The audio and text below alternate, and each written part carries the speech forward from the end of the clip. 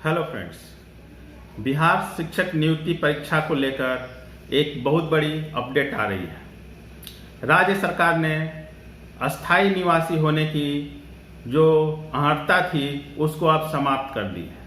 अर्थात अब बिहार में बाहर के स्टूडेंट भी अप्लाई कर सकते हैं। पहले सिर्फ बिहार के अस्थायी निवासियों को ही बिहार में शिक्षक बनने की अनुमति थी, लेकिन अब राज्य सरकार ने इस नियमावली को बदलकर अब कर दिया है कि पूरे देश के छात्र जो सीटेट पास है वो इसके लिए अप्लाई कर सकते हैं। इसको लेकर बिहार में काफ़ी उबाल की स्थिति है, छात्रों में काफ़ी रोष देखा जा रहा है। तो दोस्तों, आइए हम बात करते हैं कि क्या क्या परिस्थितियां बिहार में बन रही हैं। लेकिन उससे पहले अगर आप लोगों ने हमारे चैनल को सब्सक्राइब नहीं किया है तो प्लीज़ जल्द से जल्द हमारे चैनल को सब्सक्राइब कर लें। पहले हम इस खबर लेते हैं कि क्या खबर है, उसके बाद हम विस्तृत रूप से इसका विश्लेषण करेंगे, छात्रों और सरकार दोनों के ध्यान में रखकर। बिहार सरकार के स्कूलों में शिक्षक पद पर भर्ती के लिए स्थानीय निवासी अर्थात डोमिसाइल या अधिवास होने की जो अनिवार्यता है उसे अब समाप्त कर दी गई है। अब कोई भी भारतीय नागरिक इसके लिए आवेदन कर सकता है। मुख्यमंत्री नीतीश कुमार की अध्यक्षता में मंगलवार को हुई राज्य कैबिनेट की बैठक में बिहार राज्य अध्यापक नियुक्ति, स्थानांतरण एवं अनुशासनात्मक कार्रवाई सेवा शर्त नियमावली में संशोधन को मंजूरी दे दी गई। इस संशोधन के तहत शिक्षक बहाली में बिहार के अस्थायी निवासी होने की अनिवार्यता को समाप्त कर दिया गया। अब दूसरे राज्य के अभ्यर्थी भी बिहार शिक्षक भर्ती में हिस्सा ले सकेंगे और शिक्षक बन सकेंगे। यह प्रस्ताव राज्य शिक्षा विभाग द्वारा कैबिनेट के समक्ष रखा गया था। इससे पहले नई सेवा शर्तों के तहत राज्य सरकार द्वारा संचालित स्कूलों में शिक्षक के रूप में केवल बिहार के निवासियों की भर्ती होने का प्रावधान था। जैसा कि आप लोगों को पता है, कुल 1,78,000 शिक्षकों की नियुक्ति आने वाले समय में बिहार में होने वाली है तथा इसके लिए ऑनलाइन आवेदन भी भरे जा रहे हैं। आइए दोस्तों, अब हम बात करते हैं कि इस निर्णय को लेकर राज्य सरकार का क्या तर्क है।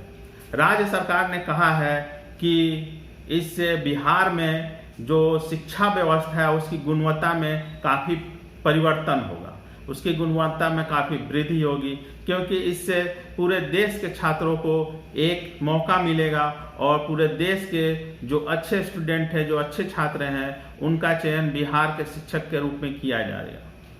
लेकिन राज्य सरकार जहां पहले मान रही थी कि इस परीक्षा के लिए 6 लाख अभ्यर्थी शामिल होंगे तथा उन्हीं को ध्यान में रखकर परीक्षा की तैयारी की जा रही थी।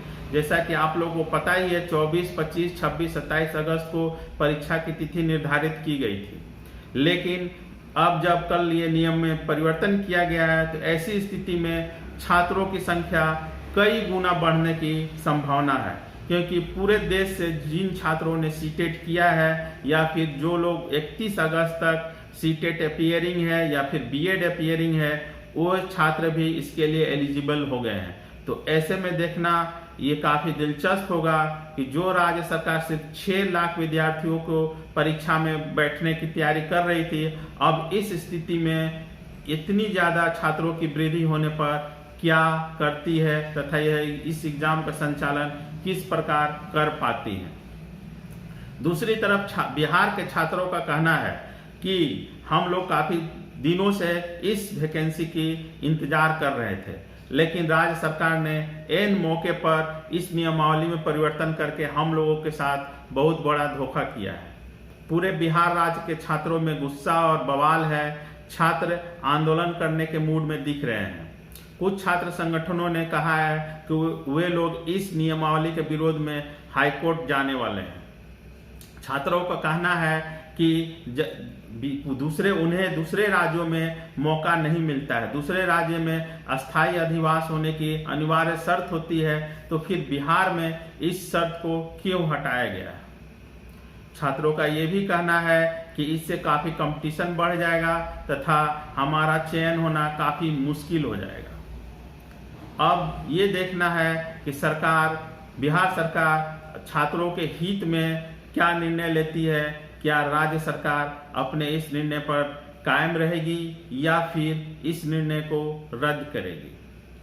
आने वाले 2 से 3 दिनों में उम्मीद है कि कोई छात्र संगठन हाईकोर्ट में पिटीशन डालेगा और इस नियमावली को रोकने की या फिर बदलाव करने की मांग करेगा।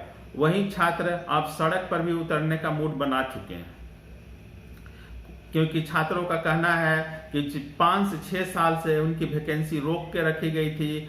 अब ऐसे में उनके कैरियर के साथ सरकार खिलवाड़ कर रही है। तो आने वाले आगामी चुनावों को ध्यान में रखकर भी हो सकता है कि नीतीश सरकार इस नियमावली में फिर से कुछ संशोधन करे, क्योंकि छात्रों का विरोध काफी उग्र रूप धारण किए जा रहा है। तो दोस्तों, आने वाले समय में इसको लेकर क्या अपडेट होता है, राज्य सरकार क्या अपडेट करती है, छात्र क्या मांग करते हैं, छात्रों के मांग को लेकर राज्य सरकार क्या मूव करती है, इसको लेकर हम फिर हाजिर होंगे। तब तक के लिए धन्यवाद दोस्तों।